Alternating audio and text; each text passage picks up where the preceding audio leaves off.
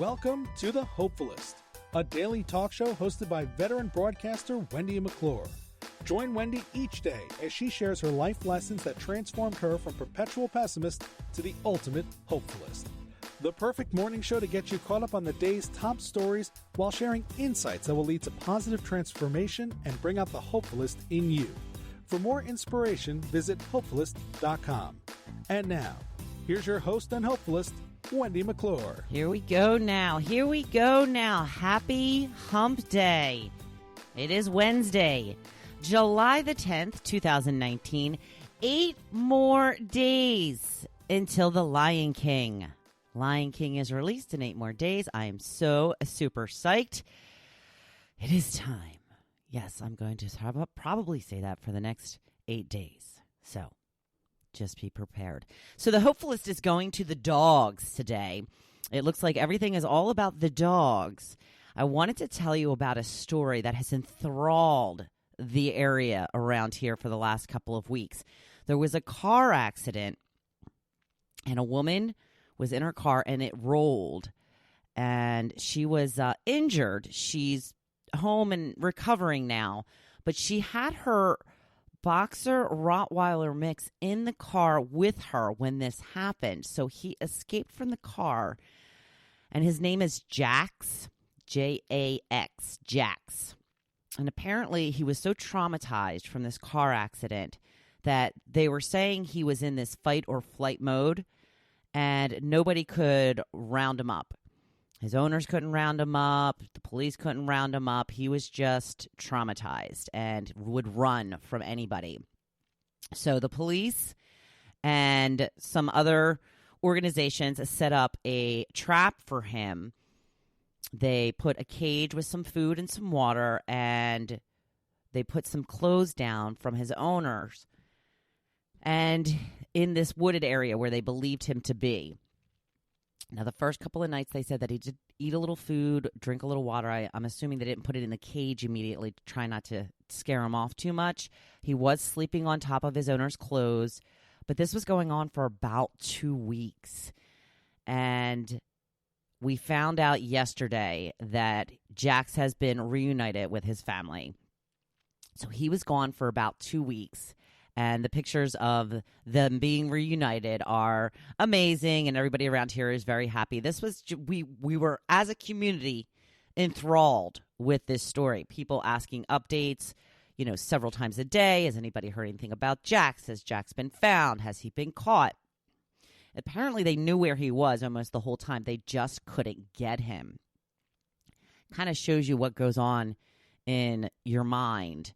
Now, I get it. He's an animal. We're people. But, he was so traumatized from this car accident. There was no reasoning with him. He was just, like off the charts, scared and just running, which is really scary. So thank goodness that he has been captured and now reunited with his family, because, like I said, we were all just completely enthralled with this. And there was updates asking about him numerous times a day. I wanted to talk a little bit more about my community Facebook page. We are very lucky. We live in an area where there's not many problems. There's not a lot of crime, knock on wood. For the most part, it's a nice neighborhood with nice people. And we just don't have a lot of problems, so we need to create problems. The biggest problems and issues that get discussed on our community board are, one, fireworks.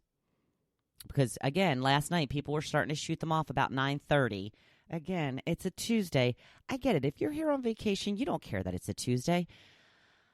Other people do live here year-round, have to get up for work. I have learned to deal with it.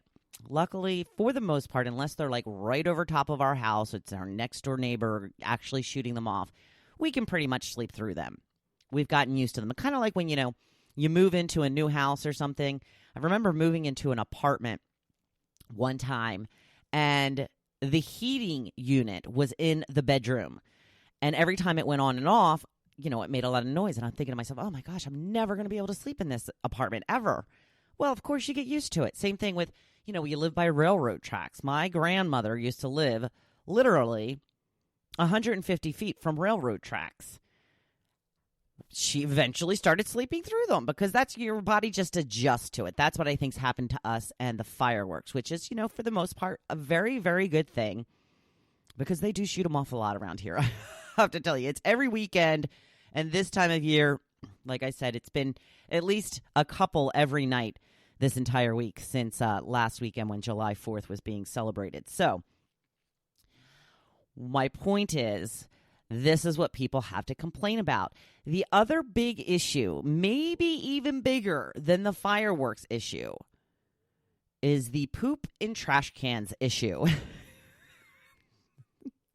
The debates, the rage, the people who are incensed by people putting their dog poop in their trash can is out of control. Here's the issue I have. I actually wrote an article about this last year, and I sent it to the weekly newspaper, and the response I got was overwhelming. People bashing me, people telling me that I was rude and disrespectful and all of this. Here is my theory. When I'm walking my dog, if I see a trash can on the curb, after I pick up my dog's poop and I tie it in a bag, instead of me carrying around poop for the rest of my walk, if I see a trash can, I'm going to toss it in there. You know why? Because I have trash in my hand, and there's a trash can right there. That is what a trash can is for. Am I right? So this has become a big issue. Everybody's got a problem. Don't put your dog poop in my trash can. Don't put your dog. It makes my trash can smell. Oh, I'm sorry. What did your trash can smell like before I put the dog poop in there? Did it smell like roses? I think not. I get that the dog poop has a particular smell that nobody likes.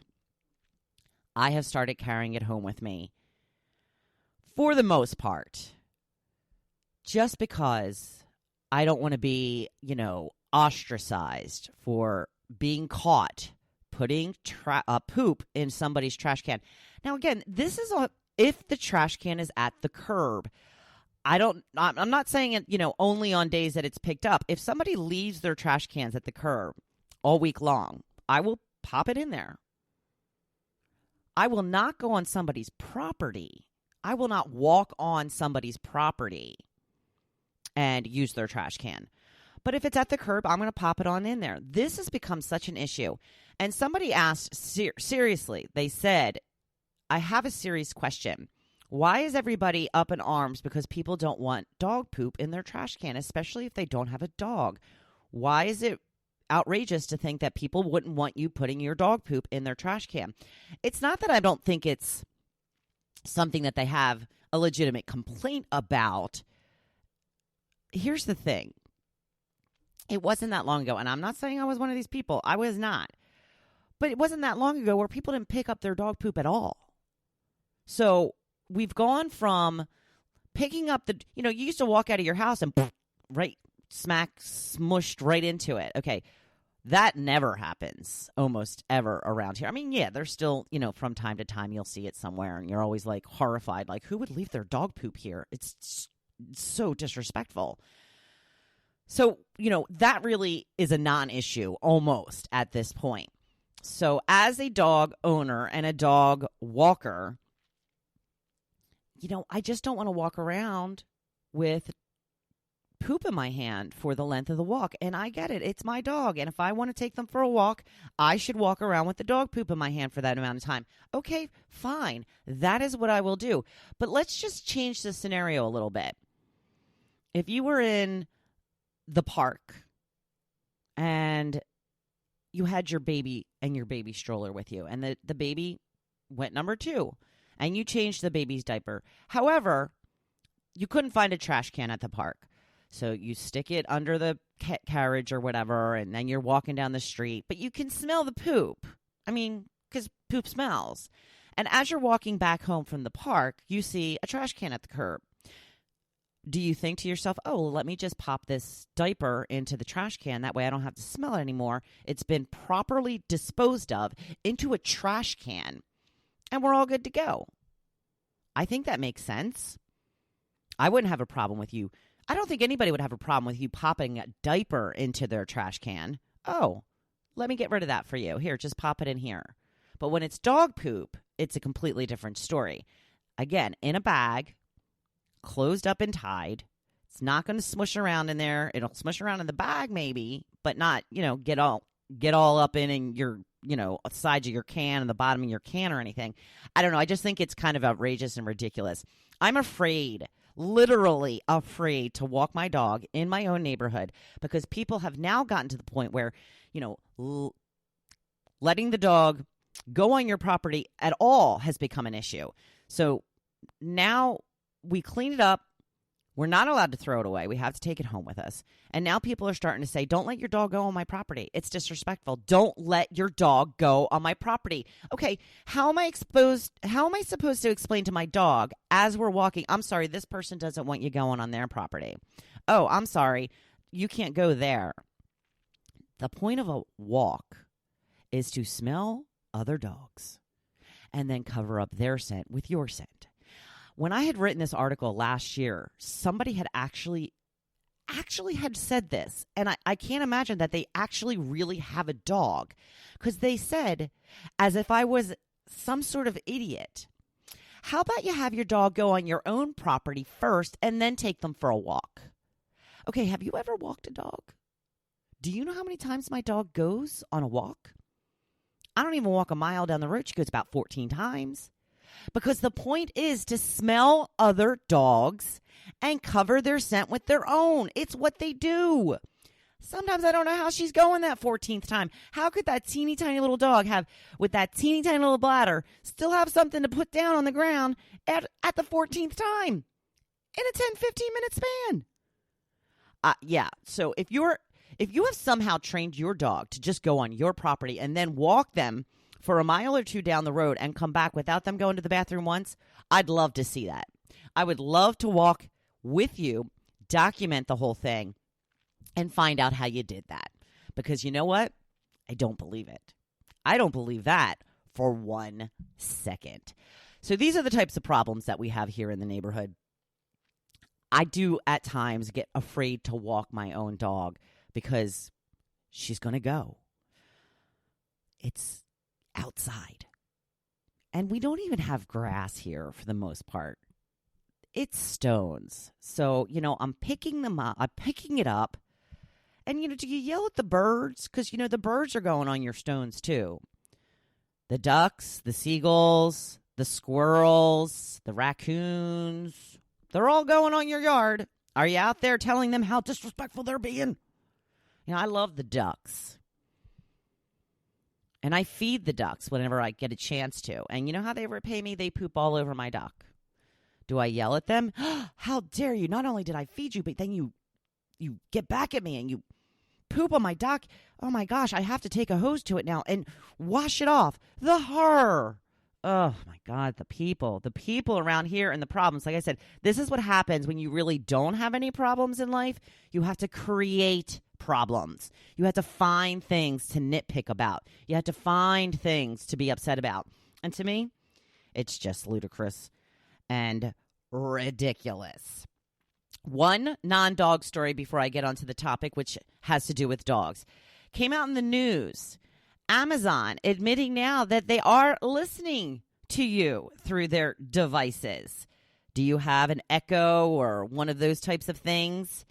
Not only are they listening when they shouldn't be, they have a whole team of people that are hired specifically to listen for when you're not speaking to Alexa, to listen in what they say to improve their product, invading your privacy.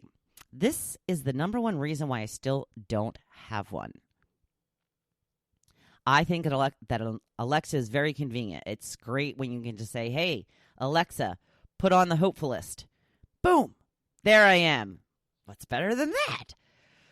But yeah, I don't like the whole, they can, they're always on. That's the nature of the device. It's always there listening, ready for you when you want something.